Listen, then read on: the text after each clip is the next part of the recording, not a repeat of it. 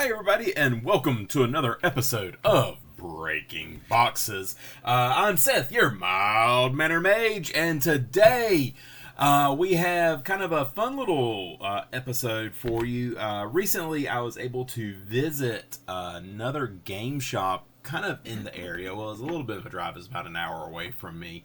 But we went to, it was called Game Theory up in the Raleigh-Durham area. And while I was nosing around there, I found that they had unopened packs of Secret Lair boxes. And looking through the different Secret Lairs that they had available, they had actually one that I really wanted to order, but it wasn't a good time for me to get it. So at when I saw it, it's like, I gotta get it while I see it there, and that is the Littlest Walkers. I really enjoy the kind of cute art on these planeswalkers, and I just think it's kind of fun, and so I was excited to pick this up from that game shop, and so I thought that I would open up this Secret Lair on camera for us, and we'll see what that what the special card is for this set. So let's, without any further ado, get into this. There we go. Well, if I can. Okay.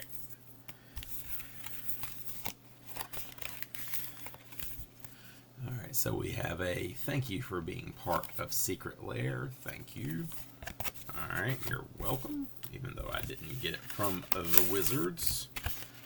And that looks like it is everything there. So they've really minimized the packaging on the Secret Lairs now, and so here is the packs here.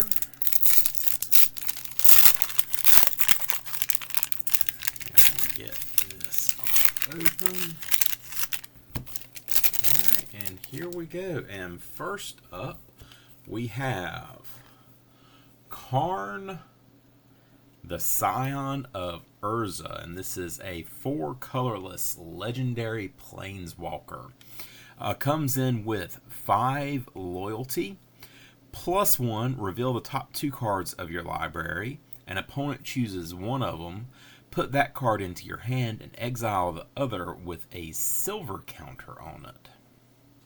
-1, put a card you own with a silver counter on it from exile into your hand, and then -2, create a 0/0 construct artifact creature token with this creature gets +1/+1 for each artifact you control. So this is good for your big artifact decks, your Urza decks, whether that's the Urza Commander in black, white, blue, or your mono blue Urza High Artificer decks.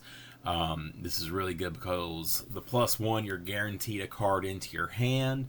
The other card does go into exile with the silver counter, but that -1 ability, you can put a card with a silver counter into your hand. So it does take you an extra turn to get that card, but it does come to your hand eventually. So, you know, this is I think it's a really good card. Alright, then we have Chandra, the Flames Catalyst. 2 red and 4 for a legendary planeswalker. Chandra comes in with 5 loyalty.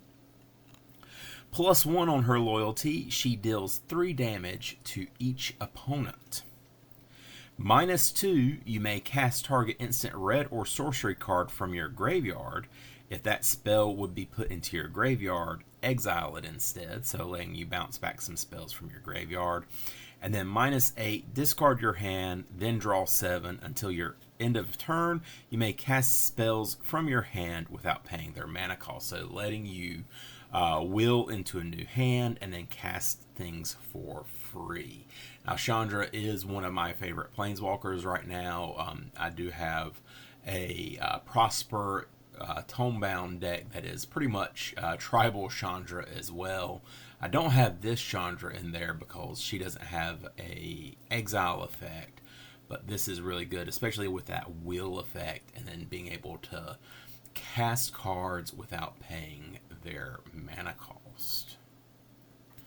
And then being able to bounce back spells from your graveyard. Then we have a Minotaur, the Fate Shifter. I'm sure I'm butchering that pronunciation. White, black, blue for a legendary planeswalker. Comes in with 3 loyalty. This is one of the original planeswalker commanders from the commander sets. Comes in with 3 loyalty, +1, draw a card, then put a card from your hand on top of your library, so allowing you to kind of see what is on top and control, do a little top deck manipulation.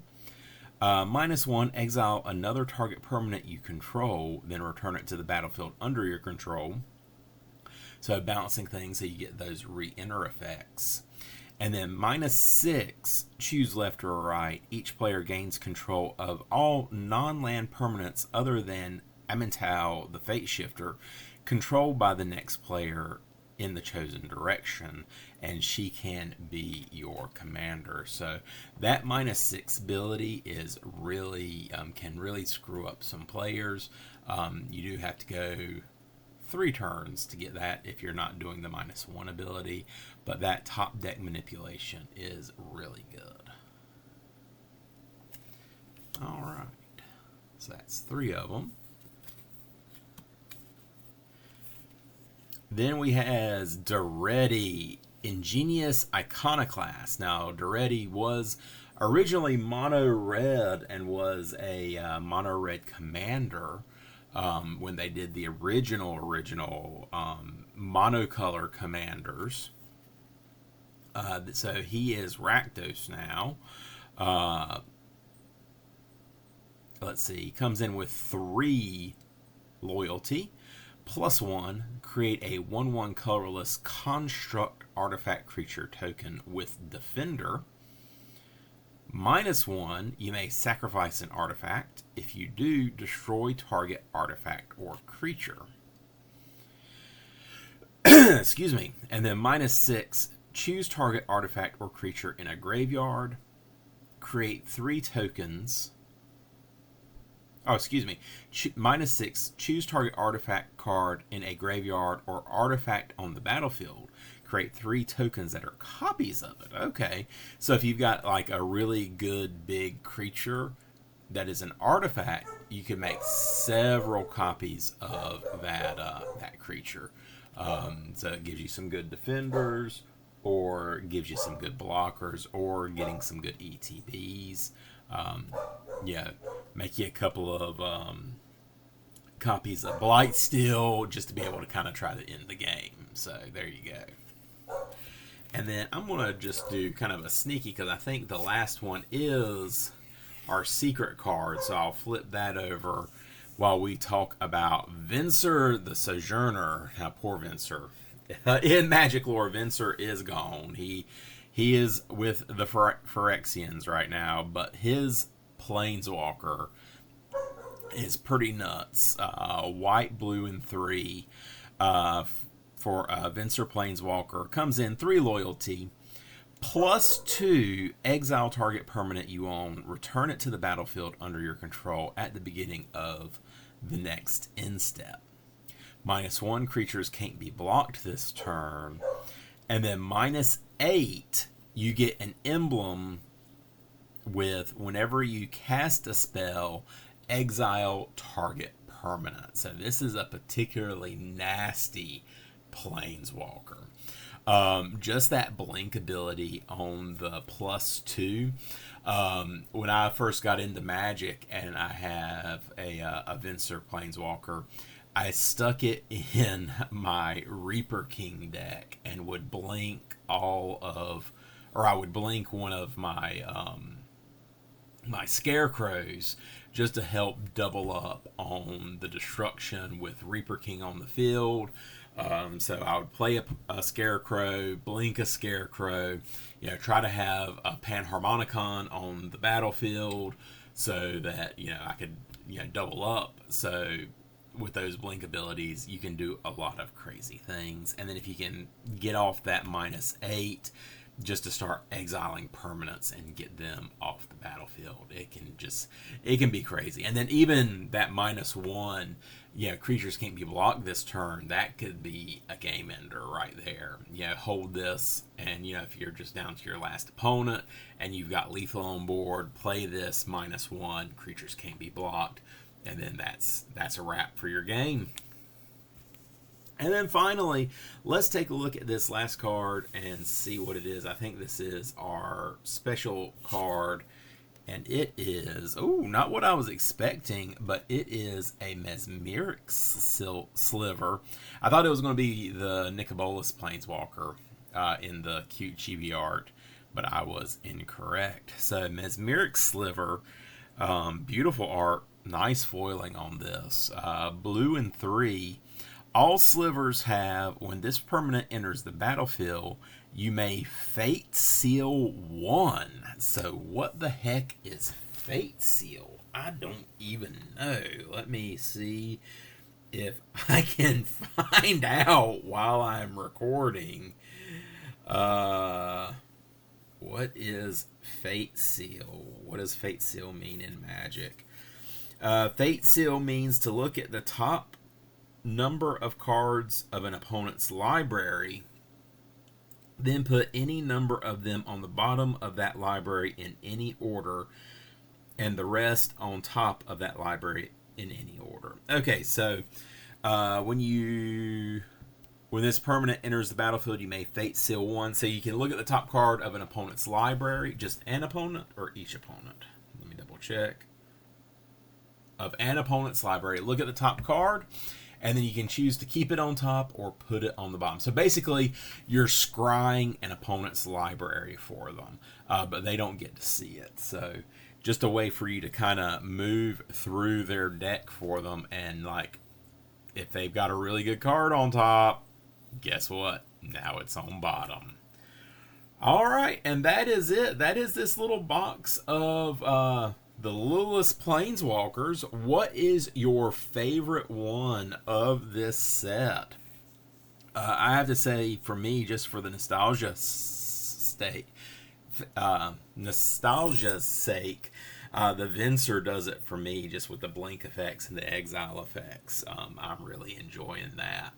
Also, I think coming in a good second is that Karn with the being able to get the 2 cards off of it.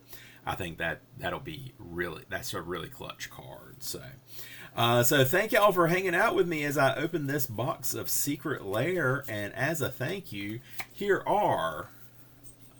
is magic code number 1. And we'll even throw in a second magic code right here for y'all. So just for hanging out with me, I certainly appreciate it. Be sure to give us a like, give us a subscribe. Turn on your notifications so you know when new videos drop, so that you can be sure to come in and get these codes and help support our channel. In the meantime, this is Seth, your Mild Mannered Mage, wishing everybody some happy magicking. We'll see you next time. Y'all take it easy.